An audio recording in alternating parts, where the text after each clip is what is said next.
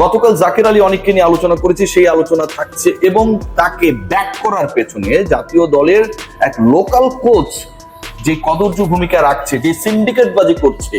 প্রত্যেকটা ম্যাচের আগে অন্য ক্রিকেটাররা যারা জাকেরের পজিশনে খেলেন, যেদিন জাকের 11-এ থাকেন না, সেই চাপটা তাদের উপর পড়ে যে জাকের নাই, এবং এটা হচ্ছে স্যারের অপছন্দে হয়েছে যেহেতু জাকের আজকে 11-এ থাকছেন না।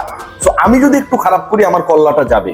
এই যে সিন্ডিকেট বাজি চলছে, এবং সেই সিন্ডিকেট বাজিতে এমন এক অবস্থা, জাকের আলী অনেক যখন ব্যাট করতে নামেন, আপনি খেয়াল করে দেখবেন যে আমাদের আশপাশে অনেক সময় অনেক মশার উপদ্রব বাড়ে।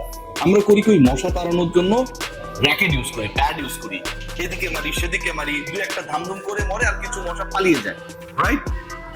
জাকের আলী অনেকের ব্যাটিংটা যদি দেখেন, তিনি যেভাবে অফ স্ট্যাম্পের বাইরের বল, হোয়াইট বল, সিক্স স্ট্যাম্পের বল তাড়া করেন, যেন তিনি ওই মশা ক্রিজের আশপাশে তার কানের কাছে ভনভন করছে, সেটা মারার জন্য ক্রিকেট ব্যাটকে মশা মারার ব্যাট বানিয়ে একবার এদিক মারেন একবার সেদিক মারেন, সব অফসাইডে মশা মারার চেষ্টা করেন। একজন আন্তর্জাতিক ক্রিকেটার কত আগলি ব্যাটিং করতে পারেন, কত প্ল্যানলেস ব্যাটিং করতে পারেন, কত প্রশ্নবিদ্ধ শটস খেলতে পারেন, কতটুকু স্কিলফুল হলে অফসাইডের বাইরের বল তিনি টেনে লেগে মারার চেষ্টা করতে পারেন, এবং সেই ক্রিকেটার দিনের পর দিন তাকে ক্যারি করা হয়, ম্যাচের পর ম্যাচ ব্যর্থ হওয়ার পরেও তাকে দলে সুযোগ দেওয়া হয়, বিলো 100 স্ট্রাইক রেটে ব্যাট করার পরেও তার স্ট্রাইক রেট নিয়ে টিম ম্যানেজমেন্টে প্রশ্ন ওঠে না। ইভেন গাজী আশরাফ হোসেন লিপু ভাই, আসসালামু আলাইকুম, আপনাকে অনেক রেসপেক্ট করি, কিন্তু এই যে গতকালকে আবার নতুন করে দল দেওয়া হলো, সেখানটাও ওই ক্রিকেটার যখন থেকে যান, এমন না যে আমার কোনো উইকেট কিপিং অপশন নেই, Nurul Hasan Sohan is there, Liton Kumar Das captain himself is there.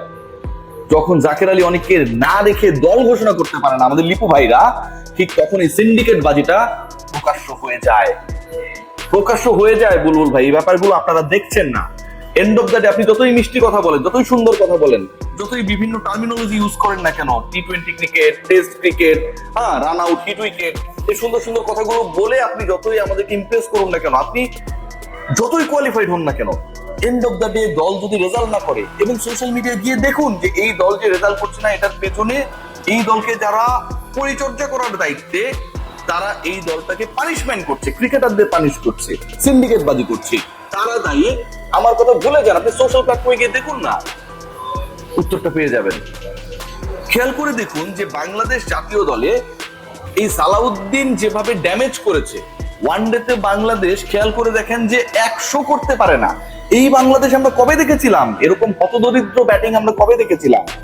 Batting কোচের ভূমিকায় তিনি 109 রানে বাংলাদেশ অল আউট হয়ে যায়। এরকম হতদরিদ্র ব্যাটিং আমরা কবে দেখেছিলাম? 30 ওভার খেলতে পারে না। তিনি প্রেজেন্স থাকার পরেও আমরা দেখেছি ওয়ানডেতে টানা 4টা সিরিজে বাংলাদেশ দল হেরে গেছে।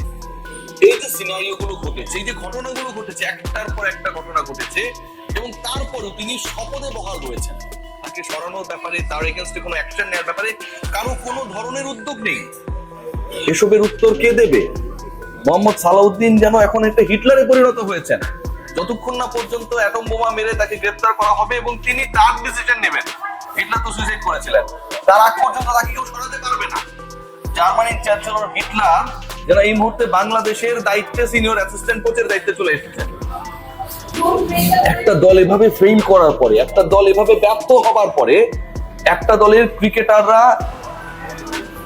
এন্ডলেস প্রেসারে থাকার পরেও ক্রিকেট ম্যানেজমেন্ট এখানটায় কোনো ভূমিকা রাখে না। দল নতুন করে দেয়া হয়, সেখানটায় সৌম্য সরকারের জায়গা হয় না, অথচ সবচেয়ে ওয়ানডে সিরিজে কি অসাধারণ ক্রিকেট খেললেন। ফ্রম নো হোয়ার, কোথাও তিনি ছিলেন না, কোনো প্রসেসের মধ্যে তিনি ছিলেন না। He did his best. এখানটায় আমরা দেখি না মোসাদ্দেক হোসেন সৈকতটা কোনো ধরনের প্রসেসের মধ্যে রয়েছে, ইয়াসির চৌধুরী রাব্বিরা কোনো প্রসেসের মধ্যে রয়েছে আমরা দেখি না। ফাঁকা মিডল অর্ডার নিয়ে আমরা খেলছি, তাওহিদ হৃদয়, জাকের আলী অনিক, এবং এই মেকানিজমটা টোটালটাই কুমিল্লা ভিক্টোরিয়ান্স মেকানিজম এটাকে হচ্ছে ডিল করছে। খেয়াল করে দেখুন, Liton Kumar Das, he was the captain of Comilla Victorians, Imrul কাজকে ওখান থেকে মোহাম্মদ সালাউদ্দিন সরিয়ে ওই সময় গুটিটা শুরু হয়েছিল, লিটন কুমার দাসকে ক্যাপ্টেন্সি দেন। সেই ক্যাপ্টেন ন্যাশনাল টি-20 ক্যাপ্টেন, সেই কোচ জাতীয় দলের senior batting coach, assistant coach, এবং তাদের দলে অবভিয়াস চয়েস হিসেবে আমরা দেখি তাওহিদ হৃদয়কে। ফেইলিওর, তার কাজ করতে পারছেন না, স্ট্রাগল করছেন, 10 ম্যাচ পর একটাই ভালো করবেন সেই আশায় আমরা বসে থাকবো। সেই ম্যাচের 11-এ কোনো কিছু না করে from nowhere Zaker Ali অনেক ঢুকে যান। এর থেকে বিরল দৃষ্টান্ত হতে পারে যেভাবে তিনি অফসাইডে মারবেন না টাইপ খেলা হয়, আমরা 6 সাইড খেলি, আমরা সার্কেল ক্রিকেট খেলি, দেখবেন রাতের বেলায়। শীতকাল আসছে, সেই ক্রিকেট বেড়ে যাবে, বিভিন্ন ক্যাম্পাসে বেড়ে যাবে, বিভিন্ন কোয়ার্টারের কলোনিগুলোতে বেড়ে যাবে, বিভিন্ন মাঠে বেড়ে যাবে। এবং এই টুর্নামেন্টে হয় কি জানেন, যে বল যদি উপর দিয়ে চলে যায় তাহলে আউট, অফসাইডে চলে গেলে যেন ওই যে 6 খেলা যেটা আমরা খেলি, 6 মারলেই আউট, অফসাইডে মারলেই যেন পুকুর আছে, বঙ্গোপসাগর রয়েছে, বলটা হারিয়ে যাবে, এরপরে নতুন বল নিয়ে জাকেরদের এগেনস্টে বোলিং করতে নামবে ওয়েস্ট ইন্ডিজ, তারা সর্বনাশ হয়ে যাবে।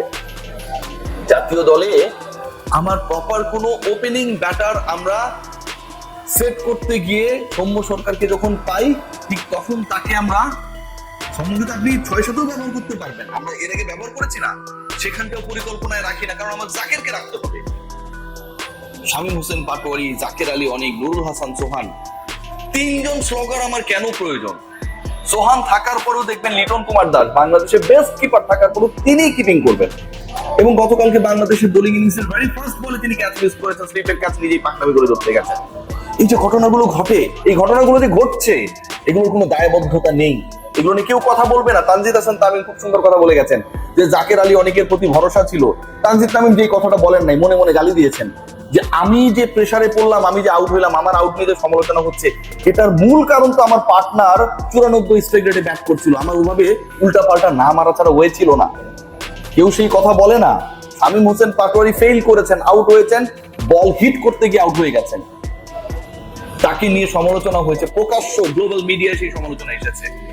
অথচ জাকের আলী অনেক ওই সিচুয়েশনে 18 বল 3 ওভার খেলে দিয়েছেন, 17-এর বেশি করতে পারেন নাই, পুকুর আছে দেখে অফসাইডে বল মারেন নাই, সেটা নিয়ে সমালোচনা করবে কেউ নাই, ক্যাপ্টেন তখন কোনো কথা বলেন না।